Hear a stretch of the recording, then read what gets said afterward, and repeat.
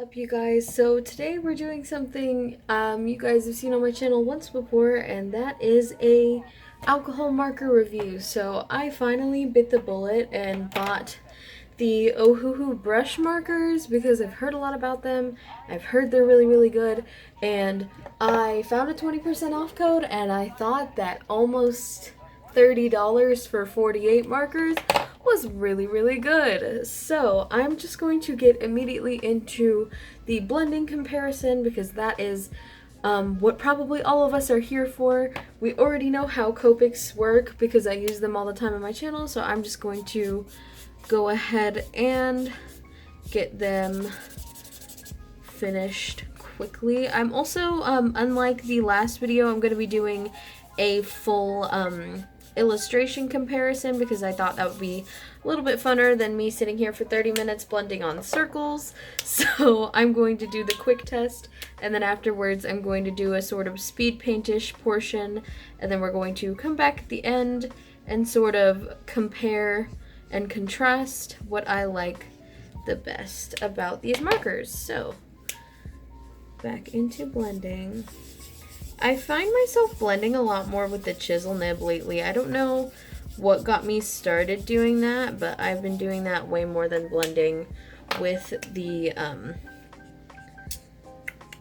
brain brush nib. And then there's also, as far as the blending portion of this video goes, I had to use something that's like way far off from what I would normally use. Usually I would go back in, I'm using E13 right now to blend with E11. Normally I'd go in with E15, but with the Ohuhu markers right now, there's not as much of a skin tone range. There's only about 4 colors, so I had to make sure that I was giving them a fair chance and only choosing colors that are in comparison to the markers rather than like just what I would normally go with. So it's a lot of a jump, but it actually doesn't look that bad. I kind of like it. I went way out of the lines. Wow, so talented. Okay.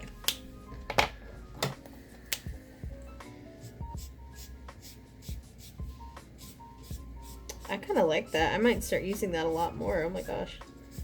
That's pretty. Okay. So there is our little circle for our Copic markers. Blends really smoothly, as we were all expecting. We all know how I love Copic so much.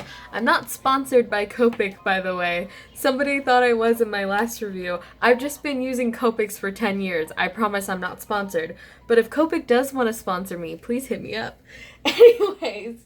So, now we are getting into the Ohuhu markers. I'm going to do the dry ink tests after we've done the blending, because like I said, blending is the most important thing for me. So, right now, the thing that I'm going to go ahead and say confuses me the most right now is their blending groups. So the skin tones, there's YR4, BR3, and then it goes into BR2. And I mentioned this a little bit, I think, in the Blick marker review, is they sort of go back and forth. Like sometimes smaller numbers will be darker colors, sometimes smaller numbers will be brighter colors and things like that.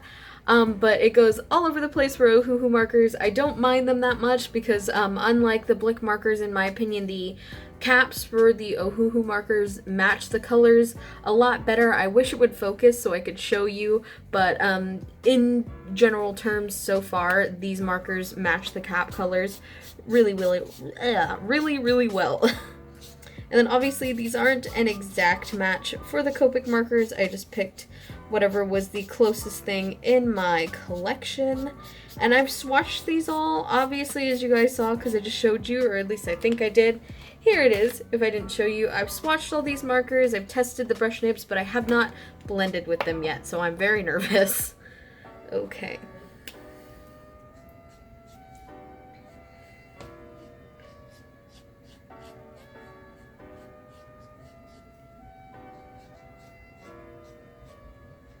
Okay, so far they look like they blend really nice.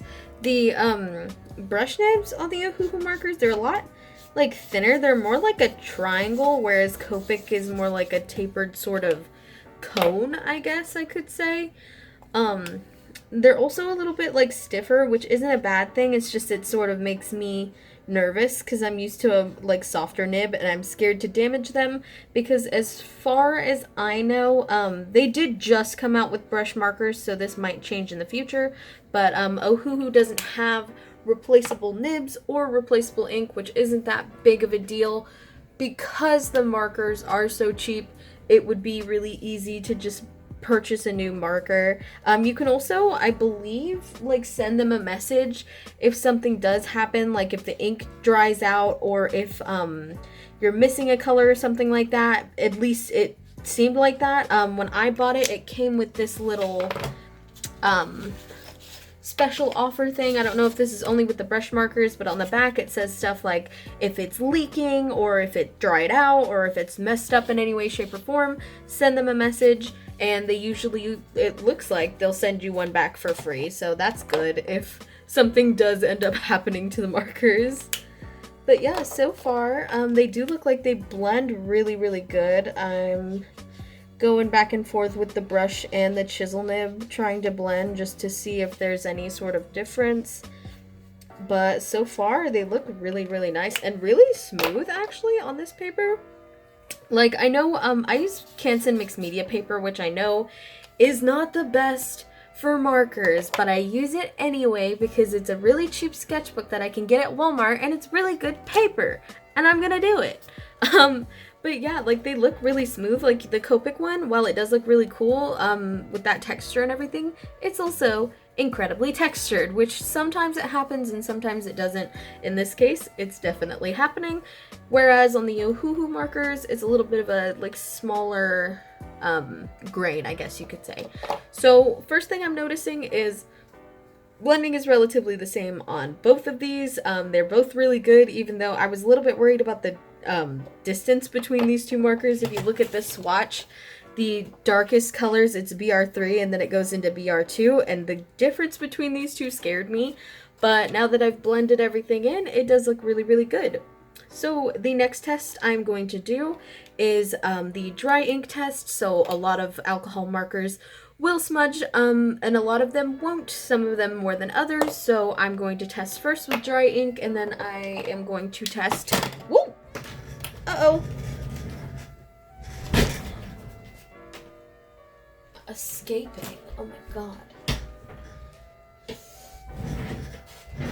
Right horned. I'm going to test first with dry ink, and then I'm going to test with wet ink. So, getting straight into it, are going to take our two lightest colors because that is usually what tends to smudge the most. So we have our dry ink for Copic, and it doesn't look like it's smudging. This ink dried for about 30-ish minutes. It usually is a shorter time in my opinion to dry, but you guys broke on me. Your tripod that you're standing on right now broke on me, and it's not the camera. I'm using my phone again. The phone tripod broke, so I was super gluing you guys forever, and yeah, I'm surprised you survived. But it looks like I'm not really seeing any smudging on the Ohuhu markers either, which is really, really good.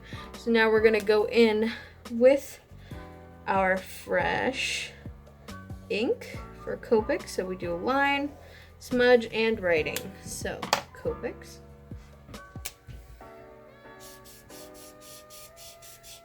There's a little bit of smudging there, but not much.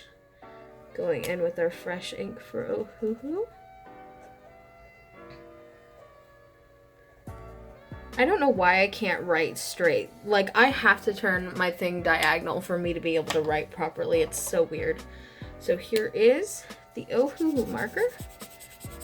And pretty much the same amount of smudge. In fact, I'm noticing like maybe even a little bit less smudge, which is weird because I got worried for a second and felt like I put like too much ink down. So yeah, that's definitely a win for Ohuhu markers. They did not smudge very much. So now I guess we're gonna get into a quick list of pros and cons. So for the pros and cons as far as Ohuhu markers, if you want to know a more in-depth opinion on how I like Copic markers, you can check out literally any of my videos, but more importantly, you can check out the Copic versus Blick Studio markers to just get a more in-depth opinion of Copic markers. but since this video is about Ohuhu markers, I'm going to go in depth on those. So I'm going to start with the cons first because those are the things that everybody likes to hear first if Nerdy Crafter is any indication. So the cons, right now, as far as the brush markers go, I haven't tested their other markers, so I don't know if there's a wider color selection. I'm sure there is. There's, I believe, an 80 and a 120, but this is just for their 48 set. There's not a lot of colors to choose from in their brush markers right now. There is enough to get a simple illustration down, but I noticed there's really only enough for like 2 sorts of skin tones. You can do tan, or you can do like a dark to medium skin tone. There's not really any in between. Not that many light skin tones, not too many dark skin tones. There's just really the 4 markers you can go from, unless you draw aliens a lot, and blue's a go-to for you. So there's not a lot of skin tones in their brush range right now. There's also just not a lot of like transition shades. Like if you look at this PB10 right here, I love this, and while there are colors you can use to blend, they are exactly like this, where it's like there's a huge distance between these and you gotta blend them like really, really good. But I'm sure you could make something work with these. It's just that I would like there to be more transition shades. So the final con I have is just I guess the skipping around as far as the color groups go. If they did release a range in the future, it would be nice to know that, like, if I liked, let's go with G2, because I don't believe there's a G3. If there was a G3, I'd like to know that it was maybe a darker color than G2, or a lighter color in this case, because for some reason, this range, the G1 is dark and the G2 is light, but in this range, the P3 is light and the P4 is dark. I don't understand. So I would like there to be a more concise, like, this number means light, this number means dark. Because Copic does this really good. If I get E53, I know that E55 is going to be darker than that, or E57. If I get R20, I know that R22 or 23 or 27 is going to be darker than that. But for some reason, other marker brands just seem to go all over the place. I have no idea. I also wish there was like a more pastel pink. There's this really like cute bubblegum pink that I enjoy, but you cannot use that for a blush. It will look so weird. It will look so weird. I might be able to try R9 because this YR4 ended up being a little bit paler than I imagined. But, or darker than I imagined, I mean. So I might be able to do that, but there's not really like a natural sort of fleshy pink tone. So those are just pet peeves really. And then I guess I lied. There is one more con. It's not like a big issue, but just the nib is really stiff. So I'm kind of worried about damaging them, but the more you use them, the more you sort of get used to them. I'll probably get even more used to them when we get into the actual illustration portion of this video. So those are all the cons that I have for now. So let's get into the pros. So the pros for these markers, there are so many. Number 1, it's a set of 48 markers that is initially around, I think, $36 on Amazon, but I was on Twitter and I found I say her all the time on this channel, Drawing with Waffles. She has a code, I think it's RIN20 off, and it got me 20% off these markers. So I got 48 markers for $27, which is a lot. Oh, you guys are my calculator. Oh god. Let's see if I can find the one from the convention. There. Okay. So, Copic markers, depending on where you live, are generally around $7.99. So if I bought 48 markers, $383. I don't think Copic makes sets of 48, but I do know they make sets of 72 that are also around $300 to $400. 3 or 400 or 27. Which one sounds better to you guys? I think 27 sounds much better. So there's that. They're significantly cheaper without really sacrificing much of the quality. As I was blending, I told you guys it actually looks a little bit smoother. The transitions are really not that bad. the colors look really nice. They're really saturated, and if you look at the back, they didn't really bleed through to the other side, so that's kind of amazing. I didn't put a protective sheet down or anything. They just did that on their own, so that's pretty nice. So yeah, the quality of the ink is really good. Oh, back to the cons real quick. Sorry, I just remembered. So like I mentioned before, the only other issue that I have with these markers is that they do not have refillable nibs, or replaceable nibs or refillable ink, which I can understand because again, they did just come out with these like earlier this year. Like I think max, like it was like 2 months ago that they released the brush tip markers, so that could potentially be something they're working on in the future. So I wouldn't really count it as an extreme con because it could be something that's on the way. We don't know. Anyway, back to the pros. So really nice quality inks. They're really, really cheap. The brush tips are really good. I know I showed you guys, it's not gonna focus, but I'm gonna try to show you guys anyway. I showed you guys the Blick Studio markers and mentioned that a lot of my nibs had some issues, some fraying, some discoloration, just some overall weirdness on my tips, but these, I've looked at all 48 of them because I swatched them, and I'm not really seeing any issues, so I really like that. But yeah, that's pretty much it. So I'm going to bring us into the